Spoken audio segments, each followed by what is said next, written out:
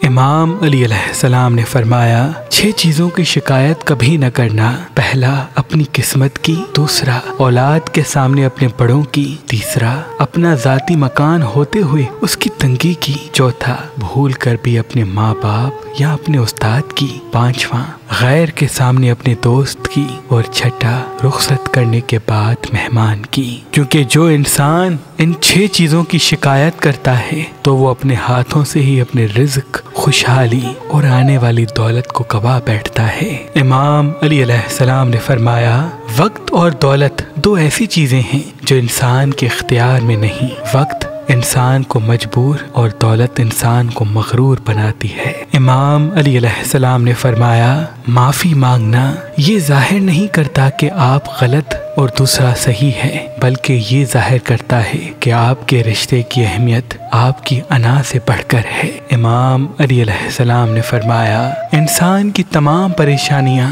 2 बातों की वजह से हैं, या तकदीर से ज्यादा चाहता है या वक्त से पहले चाहता है, या वक्त से पहले चाहता है, या वक्त से पहले चाहता है।